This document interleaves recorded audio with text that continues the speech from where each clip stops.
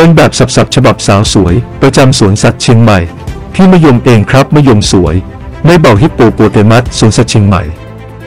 ฮิปโปโปเตมัสหรือที่เรียกสั้นๆว่าฮิปโปเป็นสัตว์เลี้ยงลูกด้วยนมกินพืชชนิดหนึ่งในอันดับสัตว์กีบคู่จัดอยู่ในวงฮิปโปโปเตมัสโดยเป็นสัตว์เพียงหนึ่งใน2ชนิดของวงนี้ที่ยังสืบทอดเผ่าพันธุ์มาจนถึงปัจจุบันอีกชนิดนั้นคือฮิปโปโปเตมัสแคระที่พบในป่าดิบชื้นของแอฟริกาตะวันตกนายวุฒิชัยม่วงมันผู้อำนวยการสวนสัตว์เชียงใหม่ผู้บริหารหนุ่มใหญ่วิสัยทัศน์กว้างไกลจัดการแสดงสัตว์ที่น่าประทับใจอย่างต่อเนื่องสร้างสรรค์ส่งเสริม